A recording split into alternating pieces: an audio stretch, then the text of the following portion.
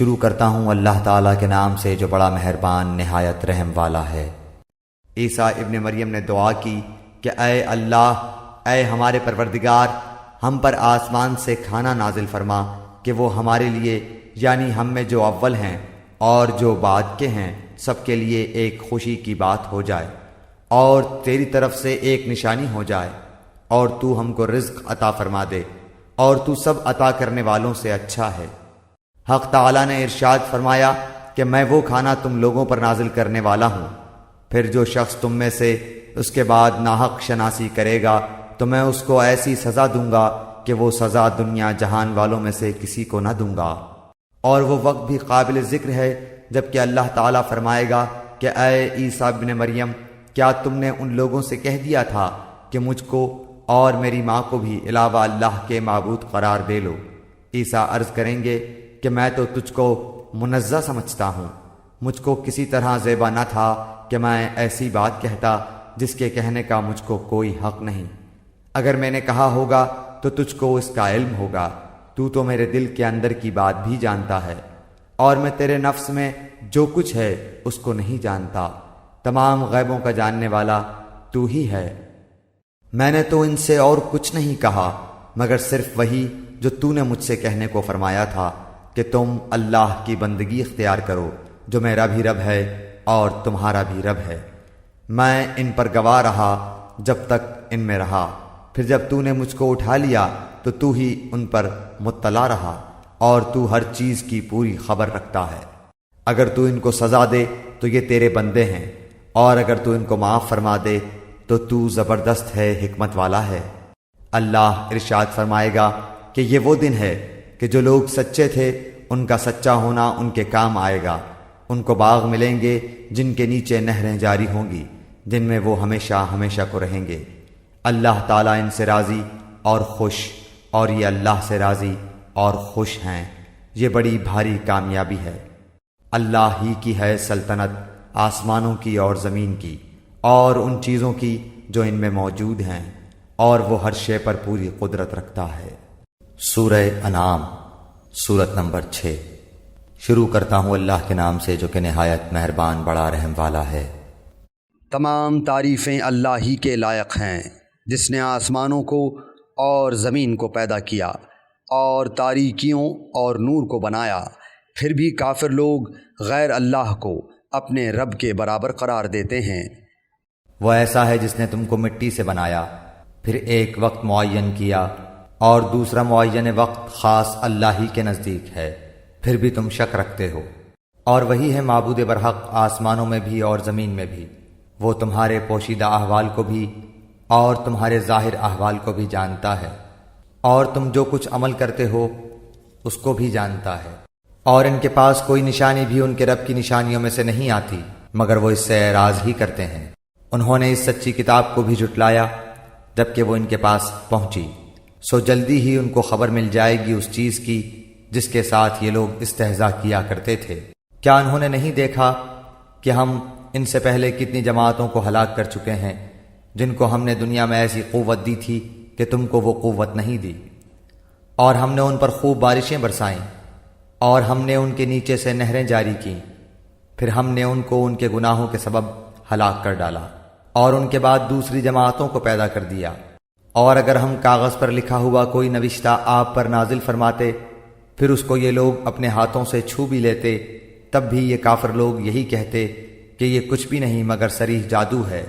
اور یہ لوگ یوں کہتے ہیں کہ ان کے پاس کوئی فرشتہ کیوں نہیں اتارا گیا، اور اگر ہم کوئی فرشتہ بھیج دیتے تو سارا قصہ ہی ختم ہو جاتا، پھر ان کو ذرا مہلت نہ دی جاتی۔ اور اگر ہم اس کو فرشتہ تجویز کرتے تو ہم اس کو آدمی ہی بناتے، اور ہمارے اس فعل سے پھر ان پر وہی اشکال ہوتا جو اب اشکال کر رہے ہیں۔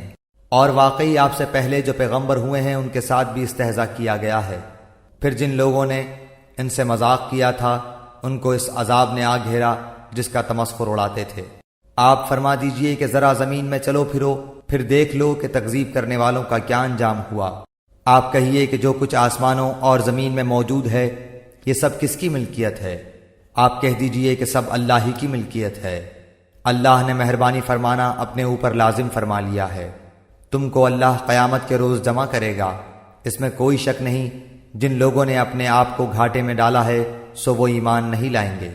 اور اللہ ہی کی ملک ہے وہ سب کچھ جو رات میں اور دن میں رہتی ہیں، اور وہی بڑا سننے والا بڑا جاننے والا ہے۔ آپ کہیے کہ کیا اللہ کے سوا جو کہ آسمانوں اور زمین کا پیدا کرنے والا ہے، اور جو کہ کھانے کو دیتا ہے اور اس کو کوئی کھانے کو نہیں دیتا، اور کسی کو معبود قرار دوں؟ آپ فرما دیجئے کہ مجھ کو یہ حکم ہوا ہے کہ سب سے پہلے میں اسلام قبول کروں، اور تو مشرکین میں سے ہرگز نہ ہونا۔ آپ کہہ دیجئے کہ میں اگر اپنے رب کا کہنا نہ مانوں تو میں ایک بڑے دن کے عذاب سے ڈرتا ہوں۔ جس شخص سے اس روز وہ عذاب ہٹا دیا جائے تو اس پر اللہ نے بڑا رحم کیا، اور یہ صریح کامیابی ہے۔ اور اگر تجھ کو اللہ تعالیٰ کوئی تکلیف پہنچائے تو اس کا دور کرنے والا سوائے اللہ تعالیٰ کے اور کوئی نہیں، اور اگر تجھ کو اللہ تعالیٰ کوئی نفع پہنچائے تو وہ ہر چیز پر پوری قدرت رکھنے والا ہے، اور وہی اللہ اپنے بندوں کے اوپر غالب ہے، برتر ہے، اور وہی بڑی حکمت والا اور پوری خبر رکھنے والا ہے۔ آپ کہہ دیجئے کہ سب سے بڑی چیز گواہی دینے کے لیے کون ہے؟ آپ کہیے کہ میرے اور تمہارے درمیان اللہ گواہ ہے، اور میرے پاس یہ قرآن بطور وحی کے بھیجا گیا ہے تاکہ میں اس قرآن کے ذریعے سے تم کو اور جس جس کو یہ قرآن پہنچے ان سب کو ڈراؤں۔ کیا تم سچ مچ یہی گواہی دو گے کہ اللہ تعالیٰ کے سوا کچھ اور معبود بھی ہیں؟ آپ کہہ دیجئے کہ میں تو گواہی نہیں دیتا۔ آپ فرما دیجئے کہ بس وہ تو ایک ہی معبود ہے، اور بے شک میں تمہارے شرک سے بیزار ہوں۔ جن لوگوں کو ہم نے کتاب دی ہے وہ لوگ رسول کو پہچانتے ہیں جس طرح اپنے بیٹوں کو پہچانتے ہیں۔ جن لوگوں نے اپنے آپ کو گھاٹے میں ڈالا ہے سو وہ ایمان نہیں لائیں گے۔ اور اس سے زیادہ بے انصاف کون ہوگا جو اللہ تعالیٰ پر جھوٹ بہتان باندھے یا اللہ کی آیات کو جھوٹا بتلائے؟ ایسے بے انصافوں کو کامیابی نہ ہوگی۔ اور وہ وقت بھی یاد کرنے کے قابل ہے جس روز ہم ان تمام خلائق کو جمع کریں گے، پھر ہم مشرکین سے کہیں گے کہ تمہارے وہ شرکاء جن کے معبود ہونے کا تم دعویٰ کرتے تھے کہاں گئے؟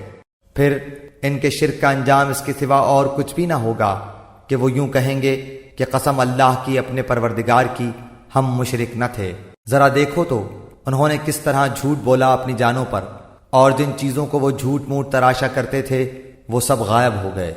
اور ان میں بعض ایسے ہیں کہ آپ کی طرف کان لگاتے ہیں، اور ہم نے ان کے دلوں پر پردہ ڈال رکھا ہے اس سے کہ وہ اس کو سمجھیں، اور ان کے کانوں میں ڈاٹ دے رکھی ہے، اور اگر وہ لوگ تمام دلائل کو دیکھ لیں تو بھی ان پر کبھی ایمان نہ لائیں، یہاں تک کہ جب یہ لوگ آپ کے پاس آتے ہیں تو آپ سے خواہ مخواہ جھگڑتے ہیں۔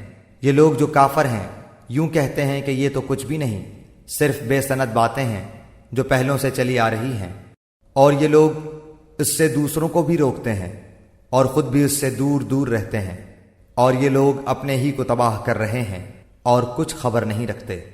اور اگر آپ اس وقت دیکھیں جب کہ یہ دوزخ کے پاس کھڑے کیے جائیں تو کہیں گے ہائے کیا اچھی بات ہو کہ ہم پھر واپس بھیج دیے جائیں، اور اگر ایسا ہو جائے تو ہم اپنے رب کی آیات کو جھوٹا نہ بتلائیں اور ہم ایمان والوں میں سے ہو جائیں، بلکہ جس چیز کو اس کے قبل چھپایا کرتے تھے وہ ان کے سامنے آ گئی ہے، اور اگر یہ لوگ پھر واپس بھیج دیے جائیں تب بھی یہ وہی کام کریں گے جس سے ان کو منع کیا گیا تھا، اور یقیناً یہ بالکل جھوٹے ہیں، اور یہ کہتے ہیں کہ صرف یہی دنیاوی زندگی ہماری زندگی ہے اور ہم زندہ نہ کیے جائیں گے۔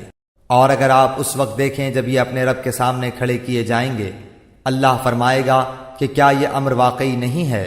وہ کہیں گے بے شک، قسم اپنے رب کی۔ اللہ تعالیٰ فرمائے گا تو اب اپنے کفر کے عوض عذاب چکھو۔ بے شک خسارہ میں پڑے وہ لوگ جنہوں نے اللہ سے ملنے کی تکذیب کی، یہاں تک کہ جب وہ معین وقت ان پر دفتن آ پہنچے گا کہیں گے کہ ہائے افسوس ہماری کوتاہی پر جو اس کے بارے میں ہوئی، اور حالت ان کی یہ ہوگی کہ وہ اپنے بار اپنی پیٹھوں پر لادے ہوں گے۔ خوب سن لو کہ بری ہوگی وہ چیز جس کو وہ لادیں گے، اور دنیاوی زندگانی تو کچھ بھی نہیں بجز لہو و لعب کے، اور دار آخرت متقیوں کے لیے بہتر ہے۔ کیا تم سوچتے سمجھتے نہیں ہو؟ ہم خوب جانتے ہیں کہ آپ کو ان کے اقوال مغموم کرتے ہیں، سو یہ لوگ آپ کو جھوٹا نہیں کہتے، لیکن یہ ظالم تو اللہ کی آیتوں کا انکار کرتے ہیں۔ اور بہت سے پیغمبر جو آپ سے پہلے ہوئے ہیں ان کی بھی تکذیب کی جا چکی ہے، سو انہوں نے اس پر صبر ہی کیا، ان کی تکذیب کی گئی اور ان کو ایذائیں پہنچائی گئیں، یہاں تک کہ ہماری امداد ان کو پہنچی، اور اللہ کی باتوں کا کوئی بدلنے والا نہیں۔